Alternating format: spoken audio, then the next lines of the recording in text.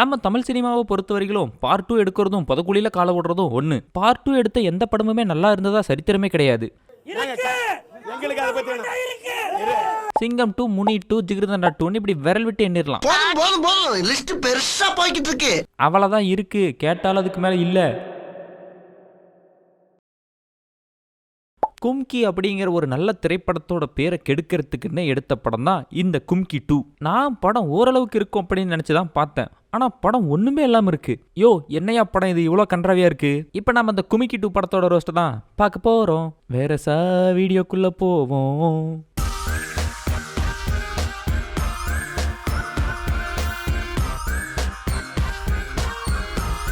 இந்த கருமத்தை எங்க இருந்து ஆரம்பிக்கிறது?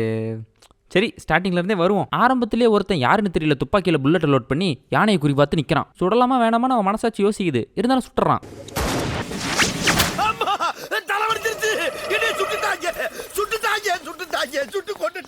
சுட்டு யானையோட தந்தத்தை ஆட்டையை போட்டு போயிடுறான். தந்தத்துக்காகலாம் என்னிடம் வராதீர்கள் நண்பர்களே, தும்பிக்கையாலேயே தூக்கி அடிச்சு விடுவேன். ஒரே மீதிதான், சாணி எறிவிடுவேன்.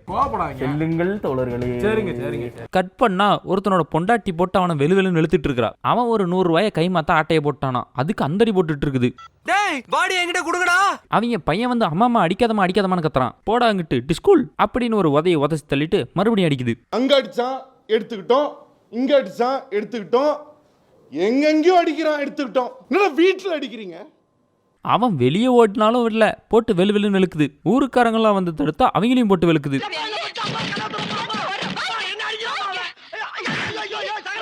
அப்புறம் போலீஸ் வந்து கள்ளச்சாராயத்து கேஸ்ல புடிச்சிட்டு போறாங்க. இவ கள்ளச்சாராயம் வித்து கைதாகி போறதுக்கும் அந்த பையன் பிறந்ததுக்கும் என்ன சம்பந்தம் தெரியலையே. அவங்க அப்பாவையும் அம்மாவையும் பிடிச்சிட்டு போனதுக்கு அப்புறம் பையன் மாட்டிட்டு பள்ளிக்கூடம் கிளம்பிட்டான். அங்க ஒரு பையனை பார்த்து வாத்தியார் கேட்கிறாரு, ஏன் நேத்து பள்ளிக்கூடம் வரல அப்படின்னு. தம்பி, காட்டுக்குள்ள ஏதுப்பா மூத்திர சந்து, ஏன்பா இப்படி பச்சையா புழுவுற? பசங்க எல்லாம் கூட்டமா உட்காந்து சாப்பிட்டுட்டு இருக்காங்க, ஆனா நம்ம ஹீரோ மட்டும் தனியா உட்காந்து சாப்பிட்டுட்டு இருக்காரு. வாத்தியார் கேட்கிறாரு, ஏன்பா நீ மட்டும் தனியாவே இருக்க அப்படின்னு. தம்பி காது கிளியுதுப்பா, கொஞ்சம் மெதுவா பேசுப்பா. சார், எங்க அப்பா அம்மா சாராயம் வைக்கிறாங்கன்னு சொல்லி யாருமே என்கிட்ட பேச மாட்டேங்கிறாங்க சார். கவலைப்படாதப்பா, இவனுங்கெல்லாம் பெருசான வேட்டி உங்க அப்பா அம்மாக்கு கஸ்டமரா மாறிடுவானுங்க.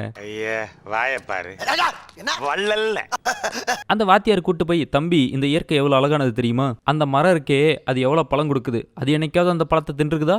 ஐயா வாத்தியார் ஐயா, என் அறிவு கண்ணை திறந்துட்டீங்க ஐயா. அப்புறம் அந்த பையன் போயிட்டு ஒரு யானைக்குட்டியை பாக்குறான். அது பள்ளத்துல விழுந்து கிடக்குது. அதை காப்பாத்தி அதோட ஃப்ரெண்ட் ஆயிடுறான் அந்த பையன்.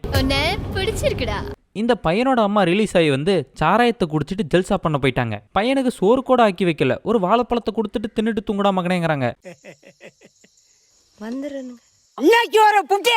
இந்த பையன் அப்புறம் அந்த யானையோட ஃப்ரெண்டாகி யானையோட பழக ஆரம்பிச்சிடறான். இவன் யானையை கூட்டிட்டு சுத்துறத அவங்க அப்பா அம்மாவும் பாத்துறாங்க. போயிட்டு இந்த யானை என்ன விலை வரும் அப்படின்னு சொல்லி தந்தம் வைக்கிறவனுங்கிட்ட போய் கேட்கறாங்க. அதுக்கு நல்லா தந்தெல்லாம் பெருசாயிருச்சுன்னா 2-3 கோடி வரைக்கும் போவோங்கிறான் அவன். அப்புறம் அந்த பையன் மேல ஒரே பாசம் பொங்க ஆரம்பிச்சிருது. அம்மா உனக்கு பிரியாணி வாங்கிட்டு வந்திருக்கேன். அதுக்கப்புறம் அந்த பையன் மேல பாசத்தை காட்டுற மாதிரி எல்லாம் காட்டி பையனும் யானைக்குட்டியை வளர்த்துட்டு இருக்கான். பையன் யானைக்கு பெயிண்டிங் எல்லாம் கத்து கொடுத்து யானை பக்காவா பெயிண்டிங் பண்ணுது. சூப்பர், பர்ஃபெக்ட்டா வரைஞ்சிருக்கீங்க. பிகாஸாவ பிச்சு போட்டுட்டு. இனிமே அந்த யானை சாதாரண யானை கிடையாது, செலிபிரிட்டி யானை. அந்த யானையை அவங்க அப்பாவும் அம்மாவும் அந்த பையனுக்கே தெரியாம கடத்திட்டு போயிடுறாங்க. அவன் போய் ஏதோ ஒரு எக்ஸாம் ரிசல்ட்டை பார்த்துட்டு ஹாப்பியா ஸ்வீட் வாங்கிட்டு ஓடியாரான். அவனும் யானையை கூப்பிட்டு பாக்குறான். யானை எங்கேயுமே காணோம். போய் அந்த யானையை காணும்னு தொலைவரான், எங்கெங்கயோ தொலைவரான். யானையை காணோம் அப்படின்னு சொல்லி 10 நிமிஷத்துக்காட்டும் தொலைவிட்டு இருக்கிறான். போயிட்டு அவங்க அப்பா அம்மா கிட்ட போய் கேட்கறான், என்னெல்லாம் என்ன பண்ணீங்க கேக்குறேன்ல. அது மிருகம் புத்திய காட்டிருச்சு. எது மிருகம்? இத இன்னொரு முறை பண்ணு. சூப்பர், பாசம் இருக்கு. அவனுக்கு பாசம் இருக்கு. பாசமும் இருக்காது, ஒரு பாயாசமும் இருக்காது. வெட்ட போறடா உன்னை. பகல்லியவா அட படுபாவிகளா, மோசம் பண்ணிட்டீங்களா டேய். மறுபடியும் நம்ம ஹீரோ யானையத்துல வராரு. போஸ்டர்லாம் அடிச்சு எல்லாத்துக்கிட்டையும் நோட்டீஸ்லாம் கொடுத்து, ஐயா இதாங்கய்யா என் நிலா, இது பிக்காசா மாதிரி பெயிண்டிங்லாம் பண்ணியா, எங்கிட்டாவது என் யானையை பார்த்தா சொல்லுங்கய்யா. ஏண்டா எல்லா யானையும் ஒரே மாதிரி தாண்டா இருக்கும், அதுக்கு போட்டோ அடிச்சா என்ன அடிக்காட்டி என்ன. அப்புறம் நம்ம ஹீரோவும் காலேஜ் போறாரு, சோகமாவே சுத்துறாரு, டிகிரி எல்லாம் வாங்குறாரு. அப்படி இப்படின்னு ஒரு 5 வருஷம் ஓடி தொலைஞ்சு போயிருது. ஹீரோவும் வீட்டுல இருக்கிறதுக்கு பிடிக்காம வெளியே வீடு பார்த்து தெரியாடான்னு கேட்கிறாரு ஒரு ஃப்ரெண்டு கிட்ட. ஒண்ணுங்கடா 4-5 பார்த்தறேன். 4 வீடு பார்த்தீங்கன்னா நான் என் கை காலெல்லாம் பிச்சு போட்டாடா தங்க முடியும். லூசாடா நீயே. Yes I am happy loose. நான் லூசுதாங்க. அவன் ஃப்ரெண்டு ஹீரோவை கூட்டிக்கிட்டு gift வாங்க போறான். அந்த இடத்துல ஒரு குடிகார பையன் வந்து உளறிடுறான். தம்பி இப்போ யானை பெயிண்டிங் பண்ற யானை இல்லப்பா, கும்கி யானை அப்படின்னு சொல்லி இங்க தான் இருக்கும் போ அப்படின்னு சொல்லி அனுப்பி விடுறான். இவங்களும் வராங்க. யார் அவன் சேவிங் பண்ண குரங்கு மாதிரி உட்காந்துருங்க? இவர் தான் அந்த யானையோட புது ஓனருங்க. என் வீராவோட ஒத்த முடிய கூட எவனும் தொடக்கூடாது. ரொம்ப பயங்கரமான ஆளா இருப்பாரோ? இவனும் ஒன்றும் சாதாரணமான ஆள் இல்லை. அந்த யானைக்குட்டி மேலே பயங்கர பாசம் இவனுக்கு. ஒரு அரசியல்வாதி குரூப் வந்து நான் உனக்கு ஒரு கோடி கொடுக்குறேன், நீ அந்த யானை என்கிட்ட கொடுத்துரு, நாங்கள் அதை பழி கொடுக்க போகிறோங்கிறான். இவனும் முதல்ல முடியாதுன்னு தான் சொல்கிறான். அதுக்கப்புறம் கூட இருந்த ஒருத்தன் பேச்சை கேட்டு சரின்னு ஒத்துக்கிறான். அவன் என்ன பண்ணுறான், அவனை நல்லா போதையாக்கிட்டு காசு எடுத்துட்டு எஸ்கேப் ஆயிடுறான். அப்புறம் நம்ம ஹீரோ அந்த யானையை கூட்டிட்டு ஒரு பக்கம் எஸ்கேப் ஆயிடுறாரு. அந்த தொலைஞ்சு போன யானையை கண்டுபிடிக்கிறதுக்கு வந்தவர் தான் நம்ம அர்ஜுன் தாஸ். தம்பி எப்படியாவது என் யானையை கண்டுபிடிச்சு கொடுத்துருப்பான்னு கேட்குறாரு. சரி நீ யானையோட லைசன்ஸ் பேப்பர் மட்டும் கூட நான் பார்த்துக்கிறேன். இவங்களாம் எந்த ஊரில் டெக்னாலஜி படித்தாங்கன்னு தெரியல, சிப் நம்பரை ட்ராக் பண்ணுப்பா அப்படின்னு சொல்றாரு.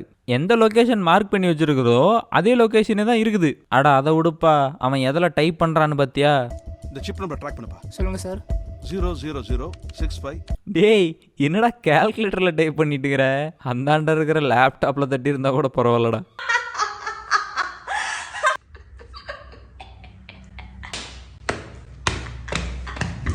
போய் ஒரு கீபோர்டு கிடைக்காம கால்குலேட்டர்லடா டைப் பண்ணுவீங்க.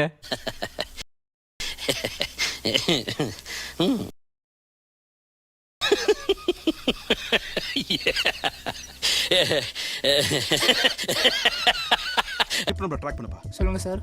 00065.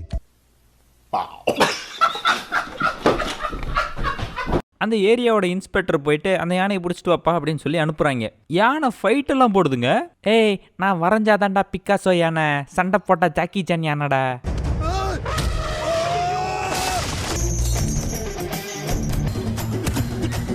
தம்பி முதல்ல போட வேண்டியதை போடுங்க, கண்ணு ரெண்டு கூசுது.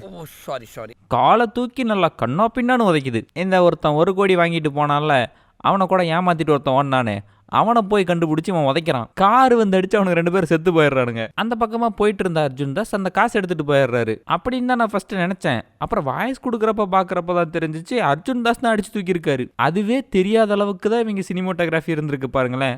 ஒரு பொண்ணு கேரக்டர் இன்ட்ரடியூஸ் பண்ணுவாங்க. இதெல்லாம் எதுக்கு இருக்குதுன்னே தெரியல. இதை நம்ம அப்படியே டீல் விட்டுருவோம். இந்த அடி வாங்கின போலீஸ்காரனுங்கெல்லாம் எப்படியாவது அந்த யானையை கொண்டு போட்டுருணும் அப்படின்னு சொல்லி போறானுங்க. அவனுங்க கிட்ட இருந்து யானையை காப்பாத்தி கொண்டு வந்து யாகத்துல கொல்லணும்னு அர்ஜுன் தாஸ் போயிட்டு இருக்காரு. யானை கிட்ட அடி வாங்கின இவனுங்க போய் ஹாஸ்பிட்டல்ல போயிட்டு ஃபர்ஸ்ட் எய்டு கூட எடுத்துக்காம பழி வாங்குறதுக்கு வரானுங்களே பைத்தியக்காரனுங்க. அங்க நம்ம யானைக்குட்டி பாறையை உருட்டி விட்டு எப்படி அதுல இருந்து தப்பிச்சிடுறாங்க. மறுபடியும் வந்து போட்டு தரலான்னு வரானுங்க. அப்ப நம்ம அர்ஜுன் தாஸ் தான் பூந்து காப்பாத்துறாரு. அந்த போலீஸ்காரங்களை போட்டு தள்ளிட்டு இவரு ஏதோ நல்லவங்க மாதிரியே பேசுறாரு. நல்லவராட்டமே பேசி யானையை கூட்டிட்டு யாகம் பண்ற இடத்துக்கு போறாங்க. அப்புறம் ஹீரோ தெரிஞ்சுக்கிட்டு சண்டையெல்லாம் போட்டு யானையெல்லாம் காப்பாத்தி படத்தை முடிக்கிறாங்க. பேசாம இந்த படத்துக்கு வேற ஏதாவது டைட்டில் வச்சிருந்துருக்கலாம். கும்கி அப்படிங்கிற டைட்டிலுக்கு கீழே வந்துட்டு அந்த படத்தோட லெகசியவே அழிக்கிறாங்க. ஒரு சீன் கூட ரசிக்கிற மாதிரி இல்ல. எல்லா சீனுமே கர்ணக்கொடூரமா தான் இருக்குது. சொல்ல போனா பார்ட் 1 வந்து எவ்வளவு வருஷம் ஆகுது, அதுல இருந்த குவாலிட்டி கூட இந்த படத்துல இல்ல. இது கொஞ்சம் அவுட் ஆஃப் டாபிக் தான், இருந்தாலும் இதை பத்தி எனக்கு சொல்லணும்னு தோணுச்சு ஒரு ரெக்வஸ்டா. இந்த வடக்கன்ஸை பத்தி கலாய்க்கிற மாதிரி நிறைய சோஷியல் மீடியால பார்த்துருப்போம், ஏன் நிறைய படங்கள்லயே கூட பார்த்துருப்போம். அது எல்லாமே வந்துட்டு ஒரு ஜஸ்ட் ஃபார் ஃபன்னு தான். நார்த் இந்தியன்ஸ் வந்துட்டு தமிழ்நாட்டில் வேலை செய்யறாங்கன்னா அவன் உன்னோட வேலையை ஒன்றும் பறிச்சு வேலை செய்யல, அவனுக்குன்னு ஒரு வேலை இருக்கு, அதை அவன் செய்யறான். இப்போ நம்மளோட ஃபேமிலிக்காக நம்ம வேற ஊர்ல போய் வேலை செய்யறதாகட்டும், வேற நாட்டில் போய் வேலை செய்யறதாகட்டும், இதெல்லாம் நமக்கு சரின்னு படுற மாதிரி தான் அவனுக்கும் இங்க வந்து வேலை செய்யறது சரின்னு படும். இப்போ நம்ம ஊர்ல இருந்து ஒருத்தர் போயிட்டு அமெரிக்கால சிஇஓவா இருக்காரு அப்படிங்கிறது நமக்கு பெருமை. அதே மாதிரி நம்ம ஊர்ல ஒருத்தன் வந்துட்டு வேலை பார்க்கறது கொடுமையா? இப்போ எவ்வளோ பேர் வேலை தேடி சென்னைக்கு போறீங்க, சென்னையில் இருக்கிறவன் வந்துட்டு டேய் சென்னை எங்கள் ஊர்டா, எங்கள் ஊருக்கு ஏன்டா வந்து வேலை செய்கிறா, உங்கள் ஊர்லேயே போய் செய்டா அப்படின்னு சொன்னால் நம்ம என்ன சொல்லுவோம்? டேய் எல்லாமே தமிழ்நாடுடா அப்படின்னு தானே சொல்லுவோம். அதே மாதிரி தான் எல்லாமே இந்தியன் தான் அவனும் சொல்லுவான். ஒடிசாலேருந்து சுற்றி பார்க்க வந்த பையனை சுத்து போட்டு வெட்டியிருக்கிறானுங்க இந்த தற்குறிங்க. போலீஸ் என்னதான் இது வந்துட்டு நார்த் இந்தியனால மட்டும் நடந்ததில்லை அப்படின்னு சொன்னாலும் அவன் வடக்கனா இருக்கிறதும் ஒரு காரணம் தான். நம்மளே நமக்கே தெரியாமல் நார்த் இந்தியன்ஸை பற்றி ஒரு பிம்பத்தை கிரியேட் பண்ணிகிட்டு இருக்கிறோம். அது வேணாம். இப்போ நம்ம அடுத்த பிரச்சனைக்கு வேறு போயிட்டோம். Bigg Boss season 9 double eviction. அதுலேயும் ஒன்று சொல்லிக்கிறேன், பார்வும் கமருதனும் கேவலமானவங்க தான். அதுக்காக சாண்ட்ராலாம் ஒன்றும் உத்தமி கிடையாது.